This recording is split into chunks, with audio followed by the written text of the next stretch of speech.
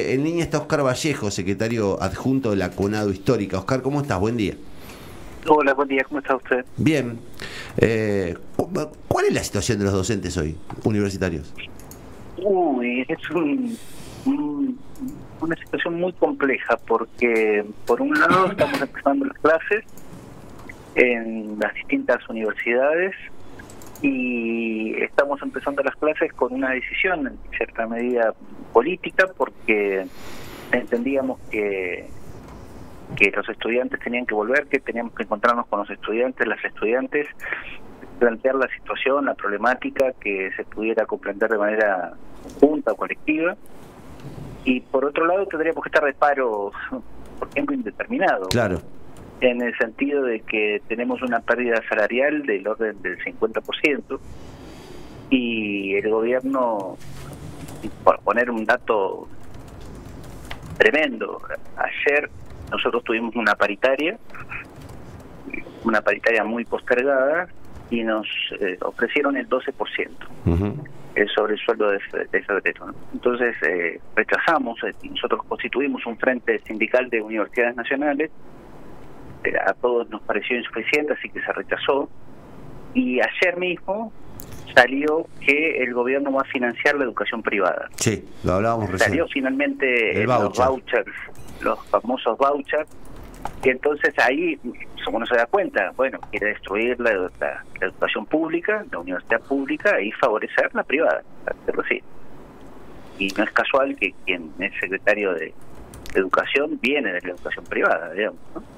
Entonces es alarmante, porque no solamente hay una política de destrucción del Estado, hay una política de destrucción de la institución más importante, una de las instituciones más importantes del país, que es la universidad pública y gratuita, ¿no?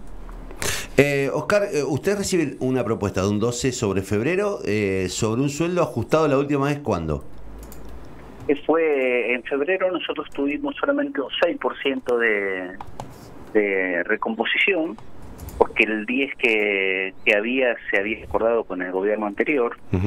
Entonces el gobierno actual solamente nos otorgó un 6%, y entonces, bueno, tuvimos en diciembre, para poner en estos famosos 100 días del presidente Milei, produjo Milei una inflación de diciembre del 25,5%, o sea que pasamos de una inflación del 10, 11 al 25%, ¿no?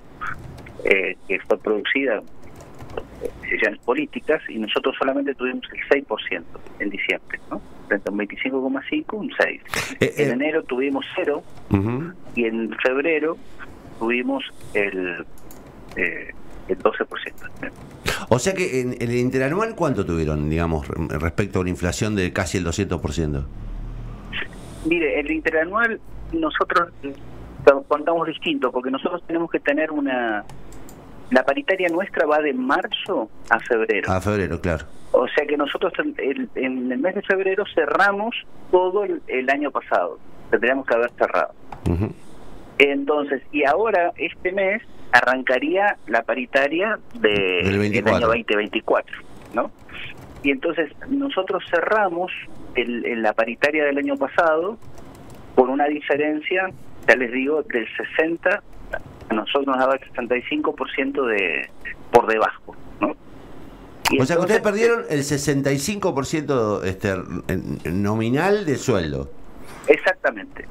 Y nuestros salarios están bajos, porque ¿qué quiere decir? Los salarios, nosotros tenemos una jerarquía de docentes, ¿no? Se arranca con una categoría inicial, que es la de ayudante de cátedra, y se termina como profesor titular. El cargo testigo se llama, o sea, donde se calculan todos los salarios, es el de ayudante, ¿no? Sobre esa base se va incrementando el salario. Nuestros salarios están bajos que se tiene que pagar lo que se llama garantía salarial. ¿Qué significa eso? Ese salario es más bajo que la que cobra el docente de primaria, que menos cobra en el país. ¿Se entiende? Entonces, como hay diferencia, nos pagan eso que se llama la garantía salarial, que es ese piso salarial.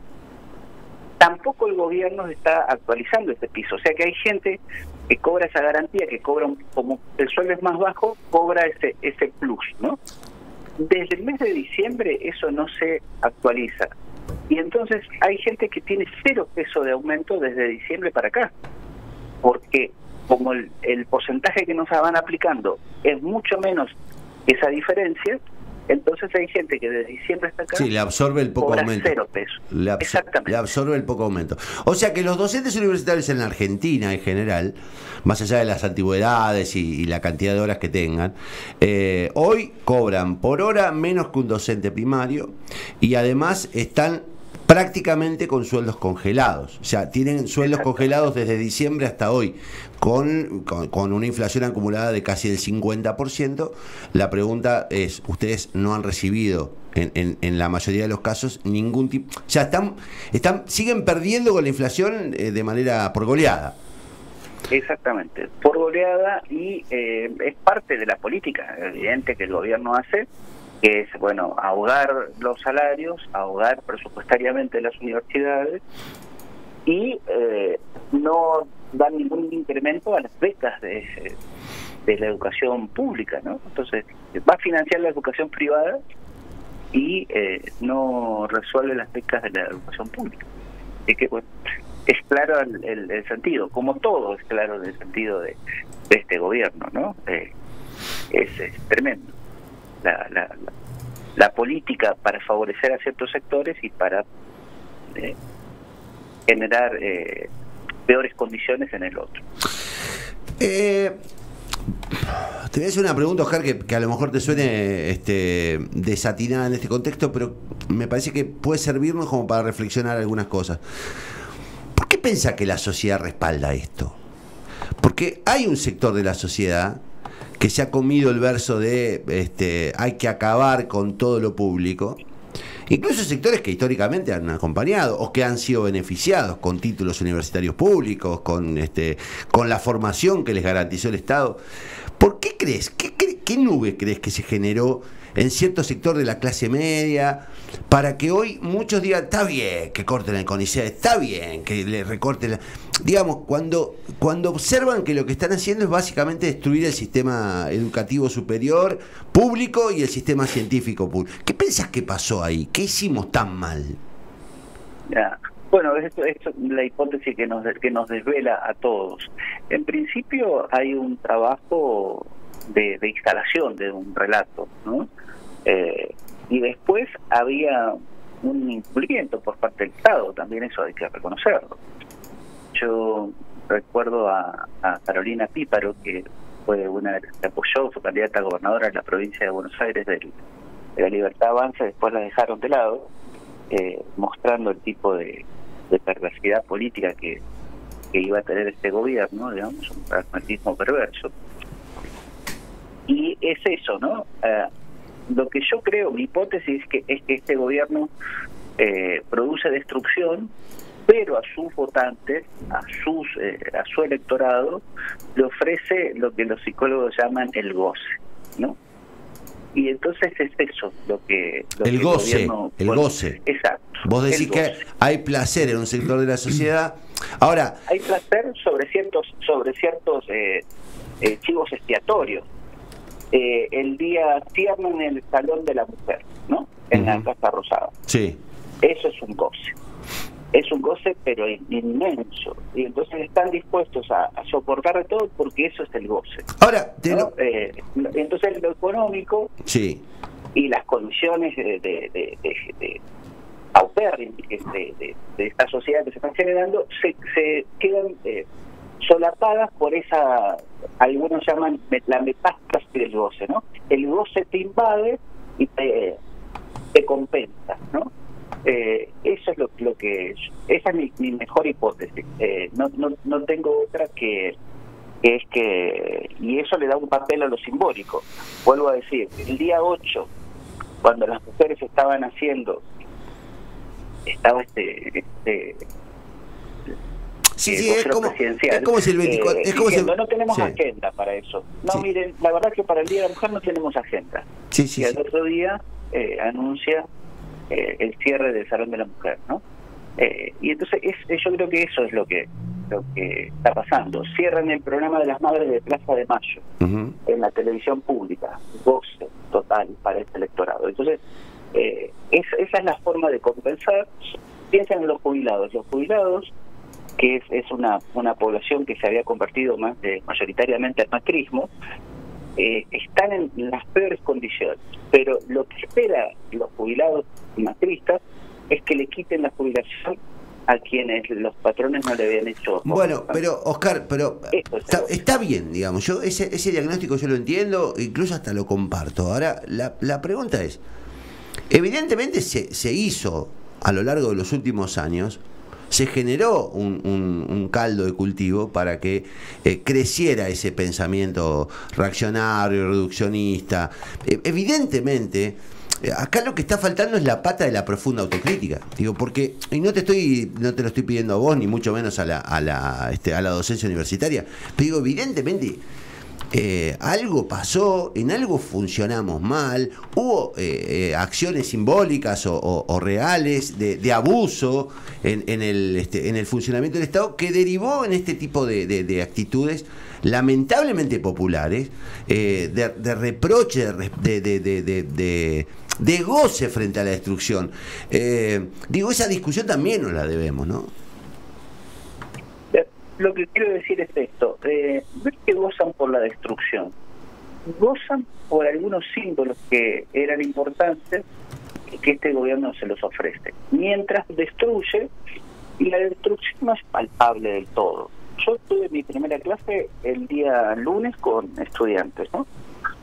En el curso yo enseño para ingeniería en agrimensura. Y el estudiantado sabía poco lo que estaba pasando en la universidad. Estaban ahí, muchos estudiantes no pueden venir porque tienen que pagar alquileres y no pueden pagar los alquileres, pero quienes estaban ahí podían estar en la universidad. Nosotros, hacía un calor tremendo el lunes, pudimos tener un aula con acondicionador de aire, tenían los fibrones para dar las clases, en otro lugar no hay, y ellos habían podido estar ahí y tienen el boleto gratuito, y entonces, bueno, llegaron a la universidad. Entonces parecía tener una visión totalmente desajustada a la gravedad en la que estábamos dando clases, ¿no? Y que estábamos dando clases porque había una voluntad política de la docencia de encontrarnos con los estudiantes y no tendríamos que estar. Entonces, cuando yo le explico eso a los estudiantes, bueno, conversamos un poquito, pero muy tímidamente. Los estudiantes preguntaron algo y quedaron en silencio.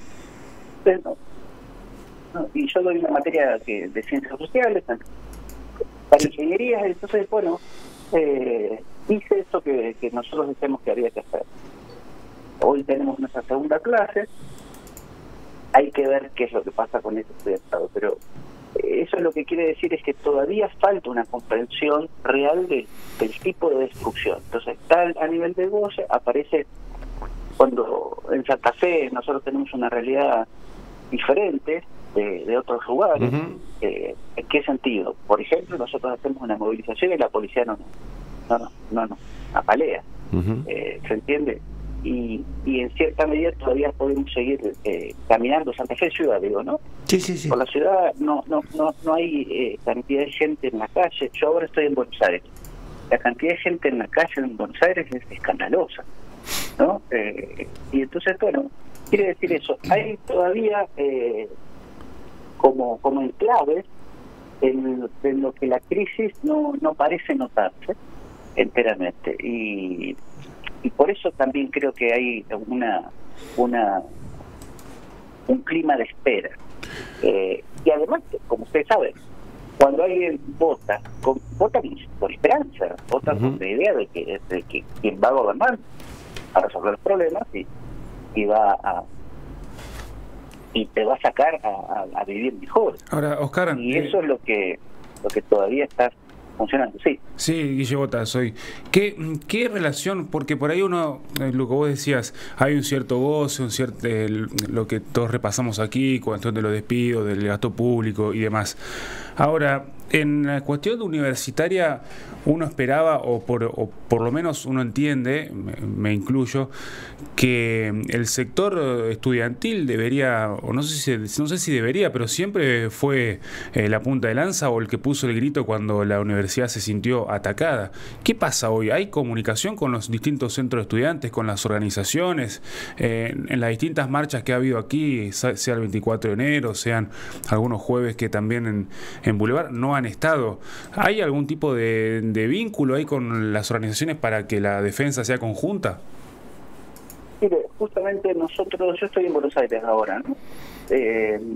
Tuvimos el día martes una reunión con la Federación Universitaria Argentina, que es la institución que nuclea a las organizaciones estudiantiles, ¿no?, de todo el país, para evaluar la situación y para acordar una gran marcha universitaria que se va a hacer. El acuerdo va a realizarse, esta gran marcha, en la última semana de abril. Eso es lo que nosotros entendemos, para sacar la universidad a la calle. Los estudiantes están volviendo, ya le digo, en la Universidad Litoral nosotros empezamos las clases esta semana. Entonces los estudiantes tenían que volver a clase. Y una posibilidad era que nosotros hiciéramos paro y que el inicio se postergara, ¿no?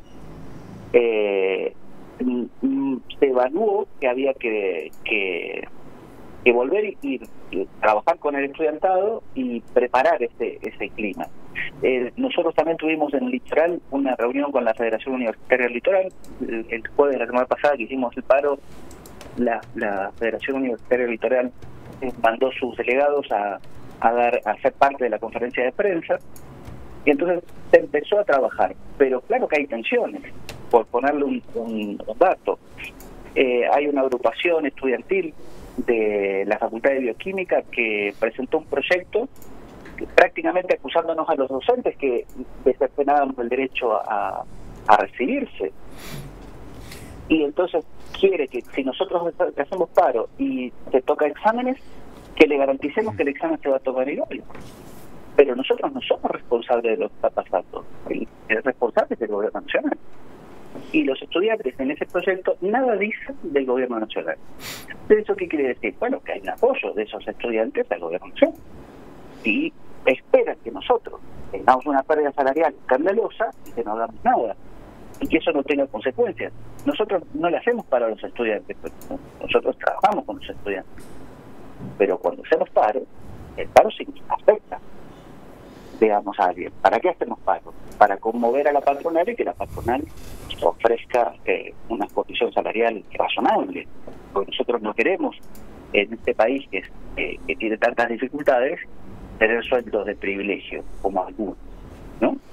Ayer veíamos, por ejemplo, estuvimos en la paritaria con el subsecretario de Políticas Universitarias, y entró la actual que es jefa de gabinete, que cobra 2.500.000, que es la novia de un tuitero. Sí. Sí. ¿Me entiendes?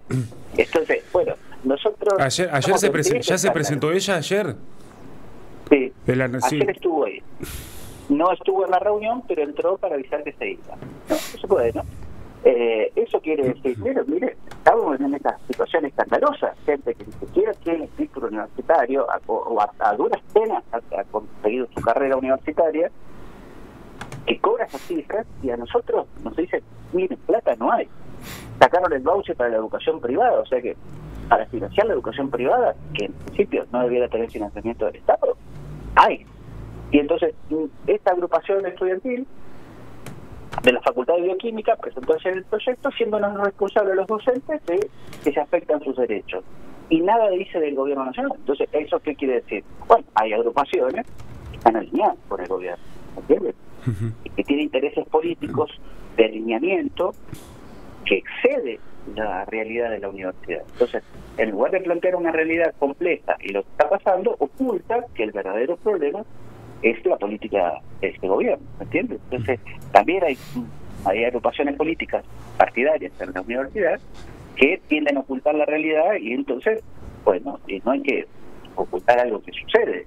Sí. Votó mayoritariamente. También la política universitaria ha tenido en los últimos años, o muchos años, ha ido perdiendo la representatividad en el alumnado, a veces por defender intereses propios, lo hemos visto acá, por buscar algún trabajo post facultad en alguna dependencia del gobierno. Todo eso se ha visto y creo que hace a la crisis de representatividad que tienen no solamente los centros de estudiantes, también los gremios, también los partidos políticos. Me parece que este gobierno se aprovecha de toda esa crisis de lo colectivo para que los estudiantes les reclamen a ustedes y no a la política salarial, ¿no? Sí, hay un conjunto de condiciones que están ahí, digamos. Piensa usted eso, la docencia de la provincia de Santa Fe, que votó mayoritariamente a Puyaro, muy mayoritariamente, están ahora enfrentándose por la situación salarial, ¿entiendes? Y entonces el Puyaro tiene más o menos una manera de intervenir en el conflicto muy semejante a la que establece el gobierno de Milei. Entonces, con porcentaje distinto, digamos. Cuando uno ve la provincia, dice, a la provincia decimos nosotros, ¿no? Lo menos le ofrece cifras razonables. Nosotros no estamos en eso. Pero esos docentes que han votado mayoritariamente a Puyaro y que tienen una crítica, por lo tanto, feroz el peronismo, tienen claro algo. No pueden dejar que Puyaro no les pague el salario. Entonces, una cosa es una cosa y otra cosa es otra cosa. ¿Sí? Entonces, como se dice normalmente, bueno, yo te voté, te di apoyo, pero no creas que te doy el apoyo para que destruyas mis bases de posibilidades, de sostener a mi familia, de pagar los alquileres, etcétera. ¿No? Entonces, porque el reclamo de la docencia de la provincia no es un reclamo inventado por el sindicato, es un reclamo real. Se van a 48 horas de paro, de nuevo, y el gobernador, ¿qué hace? Les manda grafiquitos diciendo, miren, nosotros somos buenos y los docentes son malos. Bueno, otra vez estamos en la misma, ¿se entiende? Entonces, hay claramente una discusión pública y una manera de intervenir en los problemas que son constructivos y otros no lo son. En un momento, en el mes de enero, recuerdo, Puyaro dijo, sí, efectivamente la deuda está. Bueno, no la podemos pagar, sigamos negociando. Esa es una vía de negociación. Uno sabe que negocia, pero sabe que negocia con una cuota de realidad y que el otro no te va a decir que vos estás reclamando algo que no te corresponde. Pero ya ahora el gobierno cambió, entonces dicen, mire, los docentes tuvieron un súper aumento y todavía quieren más. Y eso no es así. Entonces, con Milei pasa lo mismo en la universidad. Entonces, dice, no, sí, está bien, ustedes en la universidad había cajas negras, en la universidad tal cosa, y eso, mire, las universidades tienen muchos problemas, pero en las universidades hay un control del presupuesto, un presupuesto que además está destinado más o menos entre el 90 y el 95% a salarios, y el otro resto se usa para gastos de funcionamiento, o sea que las universidades tampoco tienen cajas que son enormes, ¿no? Incluso de la Universidad de Buenos Aires, cajas pasan por otro lado, se fueron donde se discutían las cajas de las fotocopias de la Franja Morada.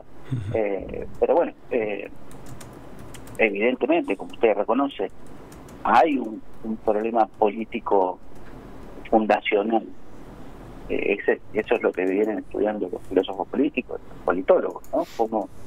Como hay una crisis entre los políticos que se votan y los peos, las necesidades de la ciudadanía.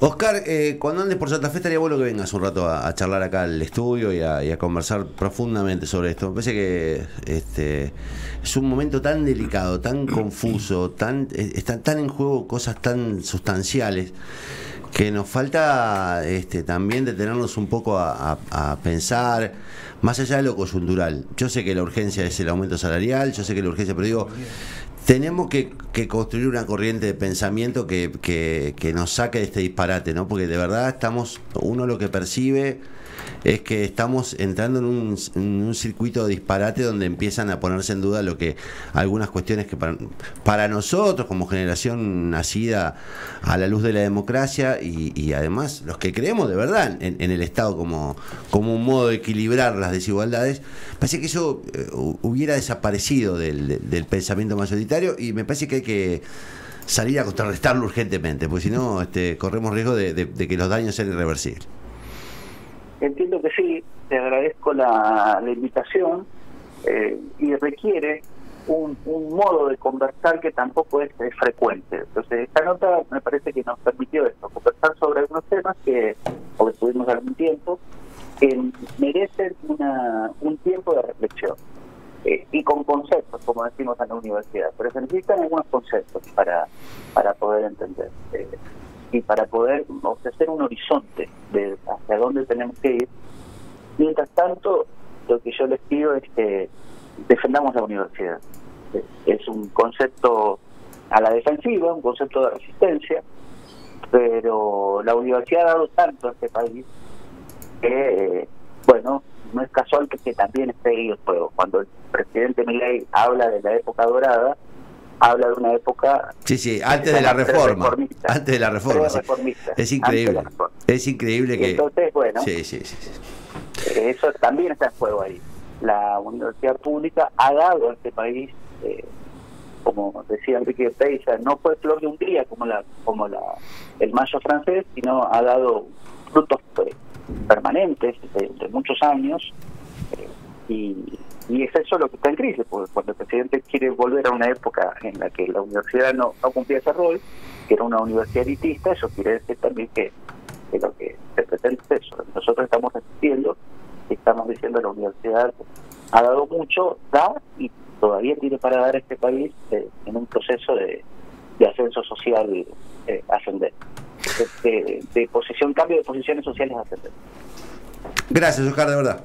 Saludos y a la orden para lo que requieran en este proceso de defensa.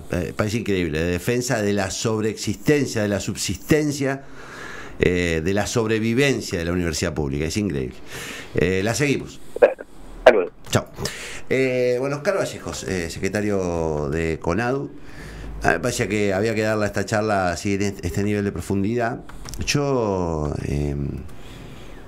estoy por largar un ciclo de charlas profundas conceptuales con gente de este tenor, porque me parece que de verdad no hay, digamos, en la velocidad a la que vamos todo el tiempo, ¿no? Dando la urgencia nos ha quitado espacio de reflexión. No hay forma de que nos detengamos a conversar, a escucharlo al otro, a cuestionarlo, a que nos cuestionen.